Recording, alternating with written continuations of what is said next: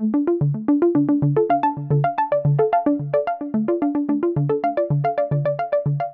a long-term review of the Seiko SBDB001 Spring Drive Marine Master.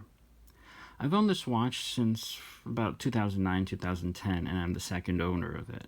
Since then, I've worn it quite a lot, and I'd like to give my feedback on it. I do have a more historical review available up in the links, but this is more of a practical long-term perspective. First and foremost, in comparison to the Marine Master I recently did a long-term review of, this watch isn't particularly heavy, but the one thing that you notice when you put it on your wrist is it's very, very big, especially height-wise. And the really confounding thing, and the thing I always notice after not wearing it for a while is, okay, the bezel is a little bit tall, you could live with it. The case is what it is, but why did they have to make the case back so tall? Because if the case back was thinner, this would really make the watch much more compact.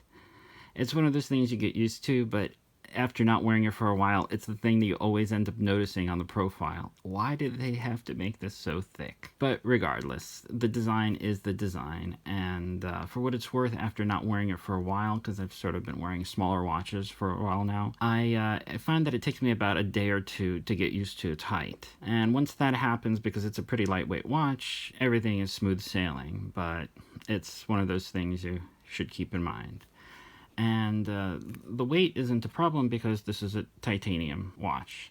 I believe it has some sort of coating on it, but I don't actually recall. I think this is before the Diashield coating models, but I'm, again, sorry to say, not certain. Since, again, I've had it for almost nearing a decade, you can see the watch has picked up a lot of scuffing and scratching. It's not the most highly polished watch, so it doesn't really stick out. Now, for what it's worth, I don't really care about scratching, as if you've seen my other videos, I'm perfectly happy leaving the watch finish as is, no matter what happens. So yeah, you should keep that in mind. I guess if you're a bit more sensitive about the condition, you might be bothered by it, but it really has held up pretty well, all things considered. Now, despite all the scratching here, and the bracelet looks the same, I'm happy to say that the polished bezel insert looks pretty good. It has some minor hairlines in there, but again, given how long I've had it and how much I've worn it, it looks pretty good. And knock on wood, the sapphire crystal doesn't have any scratches. You'll see that the bezel is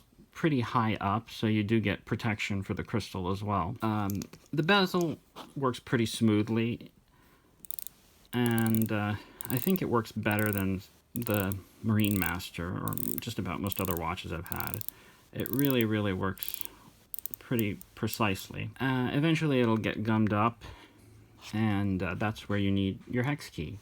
You need your hex key to remove this and this right here, and once that pops off, that's the retaining mechanism for the bezel. Instead of prying it open with a case knife like most other watches, in this case you remove these, and then you can pop the bezel off and clean it and put it back on. So not having had any issues there. Next we have the dial. The dial is the polar opposite of the Marine Master dial. It's very flat. It almost looks printed by a machine. Everything on it is even, unlike the luminous fills on the Marine Master I mentioned recently. The handset, when it was originally released, I remember it was pretty controversial because it was a new handset at the time, and since then I've not really used them that much. And I think they're pretty unique. They have a lot of luminous material, and unsurprisingly, it looks pretty good in the dark. As far as the mechanism goes, it's a spring drive, and it's a GMT function, and as I've mentioned in other videos, it follows the so-called Rolex GMT mechanism, where you can jump the hour hand by hour intervals back and forth. So like right now in the US, there's been daylight savings time, so it's a breeze to adjust, or same thing with traveling. I really love that functionality, so for those that value it, it's there. As far as the glide of the second hand, after not wearing it for a while, much like with the size, it's really shocking how smooth it is.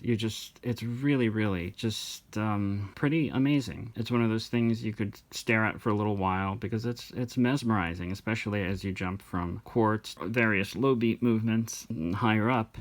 You're just not really going to get anything else unless you enter the very obscure and rare world of the 36,000 plus BPH watches, and also very rarely will you see anything in the sporting watch category. As far as servicing, this watch has never been serviced, and knock on wood, I've never had any issues. Power reserve is accurate. It's very accurate. I'm not a big stickler on it, but even I've been curious enough, so I've tested it, and it just deviates seemingly by a few seconds a month. So no issue there, and I've worn it into pretty extreme temperatures and had no issue. That being said, I'm not familiar with what the servicing interval should be, and it's something, given that its age, I'll probably look up soon. But then again, it's working fine, so I'm probably not going to be that motivated to have it serviced compared to some other things I have in the backlog that are much more in much more dire need for servicing. Next, we have the Zin, the silicone strap I have.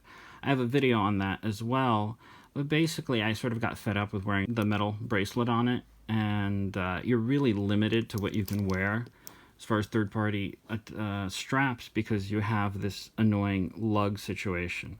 I've been experimenting with making my own straps, and I'm still trying to figure out what I can do, but for the most part, you need to come to terms with the fact you're either going to be wearing it on the original stock bracelet, which is very comfortable and I have no issues with, but occasionally you want to change something up, and it's, you know, when you have the Zin silicone, it sort of becomes like a bangle watch because it's lightweight, but it's so thick. It's such a thick strap that I'm not really used to.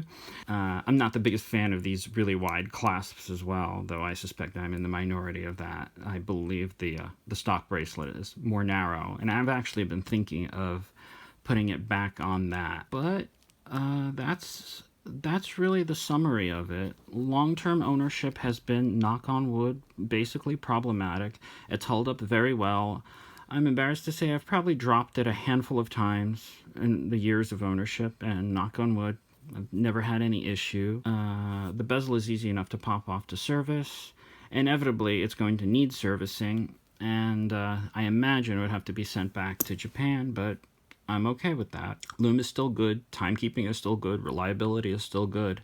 So long as you can adjust to the very tall case, it's a really nice watch to wear every day. It may cause some problems with cuffs, but outside of that, it's really great. Obviously, if you have issues with the I guess the philosophy behind spring drive, melding quartz plus automatic, it may not be for you, but if you're happy with an interesting hybrid technology, it's a great watch that I highly recommend. And as usual, that's about it for this video, and thanks for watching.